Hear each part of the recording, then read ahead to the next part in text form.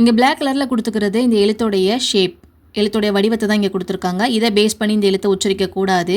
மேலே ரெட் கலரில் கொடுத்துருக்காங்கல்ல, இந்த ரெட் கலரில் கொடுத்துக்கிறது இந்த எழுத்தோடைய ஸ்பெல்லிங், இந்த எழுத்தோடைய பெயர் இதுதான். ஸோ இதை பேஸ் பண்ணி தான் நம்ம இந்த எழுத்தை உச்சரிக்கணும். ஸ்பெல்லிங் பார்த்தோம்னா ப கொடுத்துருக்காங்க அண்ட் அலிஃப் மத்தா கொடுத்துருக்காங்க. இந்த அலிஃப் மத்தா வந்துச்சுன்னா நம்ம 2 ஹரக்கத்தை நீட்டி ஓதணும். அதனால் உச்சரிக்கும் போது ப ப இந்த மாதிரி உச்சரிங்க. எந்த மாதிரி உச்சரிக்கக்கூடாதுன்னா பா இந்த மாதிரி ஒரு ஹரக்கத்தோட ஸ்டாப் பண்ணக்கூடாது.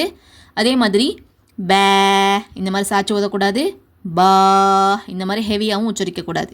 இந்த தவறெல்லாம் கரெக்ஷன் பண்ணிக்கிறங்க. அண்ட் இந்த எழுத்து உதட்டிலிருந்து வரக்கூடிய எழுத்து.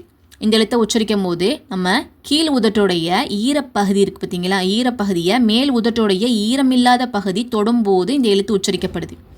நம்ம கீழ் உதட்டில் இருந்து மேல் உதட்டை ஓப்பன் பண்ணும்போது, மேல் நோக்கி தான் ஓப்பன் பண்ணுவோம். ஓப்பன் பண்ணும்போது கீழ் உதட்டில் ஒரு ஸ்ட்ரென்த் ஃபீல் ஆகும். ஃபஸ்ட்டு உங்களுடைய லிப்ஸை க்ளோஸ் பண்ணிவிட்டு மேல் உதட்டு கீழ் உதட்டை டச் பண்ணுதாங்கிறத ஃபீல் பண்ணி பாருங்கள். அதன் பிறகு ப ப ப இந்த மாதிரி சொல்லி ப ப இந்த மாதிரி உச்சரித்து பாருங்கள். உச்சரிக்கும் போது உங்களுடைய கீழ் உதட்டில் ஒரு குட்டி ஸ்ட்ரென்த் நம்ம கொடுப்போம். ஸ்ட்ரென்த் கொடுத்து தான் நம்ம என்ன பண்ணுவோம், மேல் உதட்டை கீழ் உதட்டிலிருந்து ஓப்பன் பண்ணுவோம்.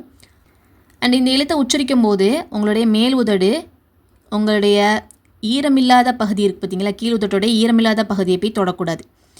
பே இந்த மாதிரி வெளியே வரக்கூடாது. உங்களோட லிப்ஸ் ஈரப்பகுதியை தான் தொடணும். அதையும் ஞாபகத்தில் வச்சுக்கிறோங்க.